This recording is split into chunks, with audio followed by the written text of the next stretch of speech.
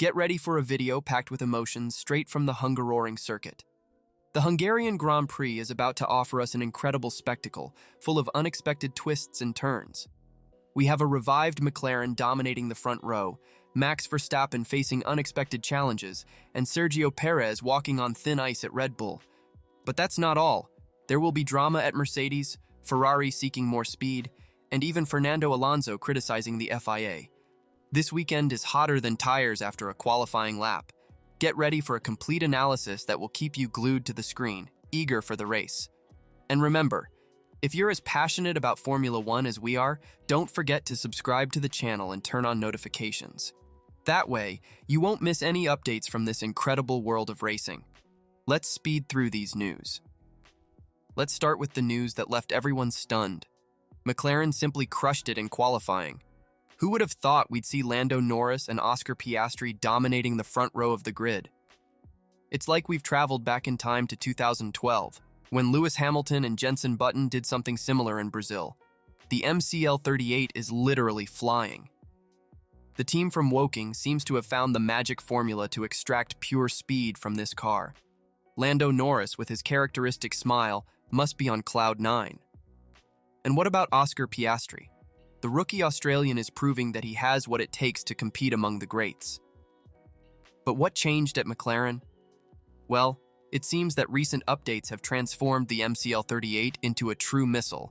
The car is glued to the ground, taking corners as if it's on rails. It's impressive to see how the team has evolved since the start of the season. This performance by McLaren is not just a win for the team, but a breath of fresh air for all of Formula One. After all, who doesn't love to see a traditional team back at the top and challenging the giants? Speaking of challenged giants, we can't ignore Red Bull. The team that had been dominating the season suddenly found themselves looking in the rearview mirrors. Max Verstappen, the current world champion, will have to start from the third position. This leads us to an intriguing question. Has Red Bull finally found a worthy adversary? The situation at Red Bull is tenser than a start in Monaco. The Flying Dutchman, used to leading the pack, found himself in an unusual position, looking at the rear of 2 cars ahead of him on the grid. Max did not hide his frustration after qualifying. With his characteristic bluntness, he practically gave a red card to Red Bull's latest updates. It seems the high downforce package the team brought to Hungary did not deliver as promised. "We tried our best, but we fell a bit short in terms of performance," said Verstappen, with an expression that mixed disappointment and determination. You can almost see the gears turning in his head as he plans how to overcome this challenge. What makes this situation even more intriguing is the fact that Red Bull had been dominating the season almost absolutely. The question that lingers is, did Red Bull underestimate the development pace of their rivals? Verstappen mentioned that the car is overly sensitive, almost as if it were dancing on the tip of the tires instead of sticking to the asphalt. For a driver who likes a stable and predictable car, this must be irritating him more. But don't think the Dutchman is throwing in the towel. Far from it. He's already keeping an eye on the weather conditions, hoping that cold weather and the possibility of rain might shuffle the deck in his favor during the race. Speaking of shuffling the deck, the situation on the other side of the Red Bull garage is anything but calm. Sergio Perez, Verstappen's teammate, seems to be living a never-ending nightmare. My friends, the situation for the Mexican at Red Bull is more complicated than a tire strategy in the rain. If things were already tense for Checo, what happened in Hungarian GP qualifying was like pouring gasoline on the fire. Imagine this, another crash in qualifying, this time in Q1. It's as if Perez is dancing dangerously close to the guardrail of his Red Bull career. The Mexican barely had time to warm up his tires before seeing his hopes for a good grid position go down the drain. But the worst part isn't the crash itself. It's the team's reaction that's leaving everyone on edge. Christian Horner, Red Bull's team principal, didn't mince words, saying the team can no longer compete with one leg. And as if the boss's scolding wasn't enough, Helmut Marko, Red Bull's advisor, confirmed that there will be a meeting after the Belgian GP to discuss Perez's future. You can almost hear the suspenseful music playing in the background, right? Poor Perez is doing his best to calm things down. He apologized to the team after the crash and is swearing up and down that he will improve. But will that be enough? The last 7 races have been a real nightmare for the Mexican, with only one Q3 appearance. It's like he's driving on a different track from the rest of the grid. On one side, we have Verstappen frustrated with the car's performance. On the other, Perez is fighting to keep his place in the team. It's a scenario no one expected to see in the team that had been dominating the season. But that's Formula One, full of twists and turns. And speaking of twists, it's not just Red Bull and McLaren making headlines this weekend. Other top teams are also facing their own challenges. How about we take a look at what's happening with Mercedes and Ferrari? Get ready, because the drama continues.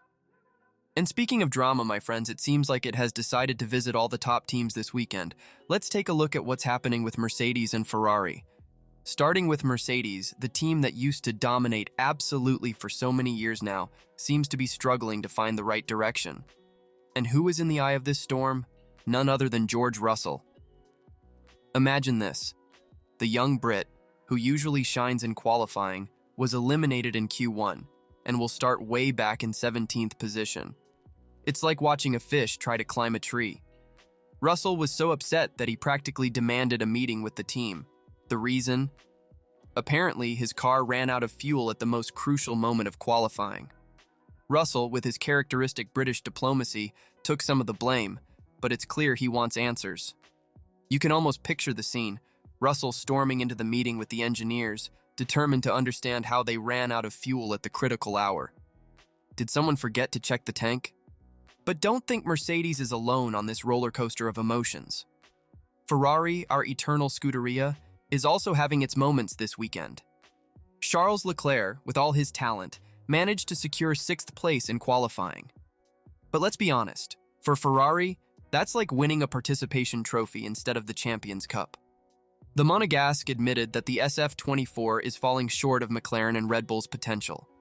Frédéric Vasseur, the head of the Italian team, is trying to stay optimistic. He says the bouncing is under control, but now they need more downforce. It's like they've solved the suspension problem but forgot to attach the rear wing. Ferrari is in a curious situation. They've improved the car's drivability, but they're still not fighting at the front. It's like having the best sauce, but the pasta is still not cooked right. And you know what's crazier in this whole story? While some teams are struggling with technical and performance issues, others are dealing with completely different matters. Speaking of which, you won't believe what happened with Fernando Alonso and the FIA. During qualifying, just when Alonso was about to set a time that could change his position on the grid, the red flag appears. The reason? Yuki Tsunoda's crash. Now imagine the frustration of the two-time world champion seeing his fast lap go down the drain. But it doesn't stop there. As if the interruption wasn't enough, Alonso and his teammate Lance Stroll were mistakenly sent to Parc Fermé. It's like someone hit the wrong button in the F1 video game.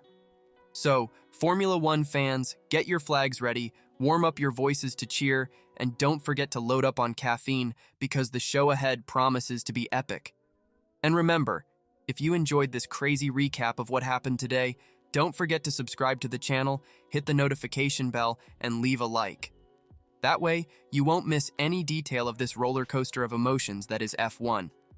See you tomorrow for more adrenaline, more drama, and, of course, more racing. Until then, stay tuned and may the best, or the luckiest, win. Bye-bye.